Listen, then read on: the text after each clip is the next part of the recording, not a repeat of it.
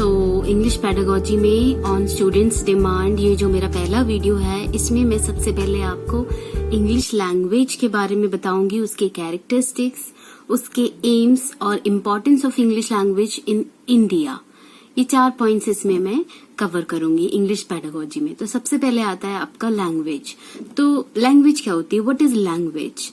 Language is any kind of verbal, physical और biological form of communication. किसी भी तरह का वर्बल यानी बोलने वाला, फिजिकल यानी आपके जेस्चर्स, और बायोलॉजिकल फॉर्म ऑफ कम्युनिकेशन जो होता है उसको हम क्या बोलते हैं? लैंग्वेज बोलते हैं। नाउ लैंग्वेज की कैरेक्टरिस्टिक्स क्या होते हैं? What are the characteristics of language, of English language? Language is a set of conventional signals used by humans for communication. It can be any language. It's common for all languages. The set of conventional signals used by humans for communication is called a language. Now, language is symbolic. There are symbols in a language. Suppose in English language there are A, B, C, D. In Hindi language there are Ka, Kha, Ga. So, Varnamala in Hindi we can say. The language is a symbolic form, but the symbols are arranged in a particular system, as we can see in the English alphabets and the Hindi alphabets. Language is made up of vocal sound, so speech is primary. Language is always in the form of sounds, in the form of vocal sound. Vocal sounds means sounds made from the vocal cords or the mouth. So language is made up of vocal sound, so speech is the primary and most important form of language. No inherent relationship between the words and the ideas conveyed by them. It's a very important point. Language में जो words होते हैं और जो ideas वो convey कर रहे हैं उनका कोई इनहेरेंट रिलेशनशिप नहीं होता, क्योंकि डिफरेंट लैंग्वेज जिसमें एक ही वर्ड को हम डिफरेंट लैंग्वेज में डिफरेंट मीनिंग इंटरप्रेट कर सकते हैं। तो कोई इनहेरेंट मीन्स कोई एक फिक्स रिलेशनशिप नहीं होता किसी वर्ड और जो आइडिया वो कन्वे कर रहे हैं उनके बीच। लैंग्वेज हमेशा यूनिक होती है। Language is always unique. Every time the language is unique. Now if you talk about the aims of teaching और लर्निंग इंग्लिश लैंग्वेज, तो सबसे पहला पॉइंट उसमें जो आता है ability to understand the speaker. Suppose I am talking you in English, I am talking with you in English. So if you are teaching or if you are learning English language, if you have learned the English language, that means कि आप जो है मैं जो speaker हूँ, मेरी जो बात है, जो भी मैं कह रही हूँ, वो उसकी एबिलिटी आप में डेवलप हो जाती है कि आप सामने वाले की बात को समझ पाते हैं। Second point, ability to read. If I am writing anything, मैं कुछ लिख रही हूँ और आप इंग्लिश से वेल नोन है, तो इंग्लिश लैंग्वेज का दूसरा एम भी फुलफिल होता है। दैट मीन्स आप रीड करने की भी एबिलिटी को डेवलप करते हैं। नेक्स्ट आता है आपका फ्लुएंसी। जब आप किसी लैंग्वेज को सीखते हैं, when you are learning any language, then it will definitely increase, it will definitely enhance your fluency in that particular language.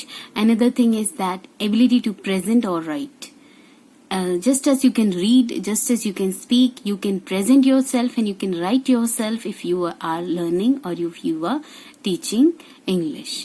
Ability to understand the scientific aspect. Scientific aspect क्या होता है? ये बहुत इंपॉर्टेंट है। ये इसमें कई बार कंफ्यूजन होता है कि साइंटिफिक एस्पेक्ट क्या होता है। Scientific aspect is nothing but it is the origin, कि ये लैंग्वेज जो भी एक पर्टिकुलर लैंग्वेज है, यहाँ हम इंग्लिश की बात कर रहे हैं तो हम इंग्लिश के बारे में कहेंगे कि इंग्लिश की ओरिजिन कहाँ से हुई है, कहाँ से इंग्लिश लैंग्वेज का जो है इन्वेंशन हुआ है, कहाँ से स्टार्ट हुई, कहाँ की ये मदर टंग है। तो हम इन सब चीजों के बारे में हमें जानकारी मिलती है जब हम इंग्लिश लैंग्वेज को पढ़ते हैं। Next is development of sensitivity. We develop a sensitivity towards any other language other than our mother tongue. एक सेंसिबल बंदा बनता है जो लैंग्वेज को, जो जिस भी लैंग्वेज को हम सीख रहे होते हैं, तो एक सेंसिबिलिटी आती है, एक सेंसिटिविटी आती है बंदे में कि वो रियलाइज करते हैं कि हर लैंग्वेज की एक इम्पोर्टेंस होती है।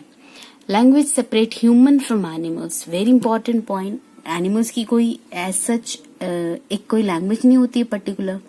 अब इंग्लिश लैंग्वेज को अगर हम लेते हैं तो English language is not meant for animals, so it separates humans from animals. Of course animals use the other languages like gestures and biological languages, but they do not use the language of verbal communication.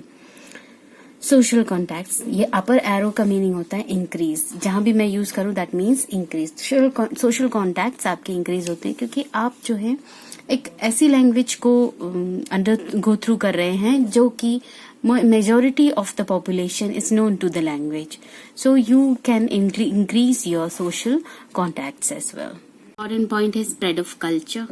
Culture spread होता है जब कोई common language ऐसी होती है जो कि 3 या 4 या उससे भी ज्यादा कल्चर के लोग जिस लैंग्वेज से नोन टू होते हैं, तो कल्चर जो है वो स्प्रेड होता है.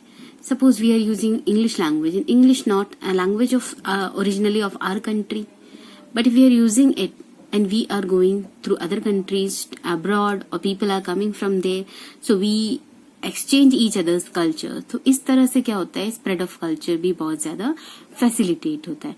Ideas require knowledge, language very important point.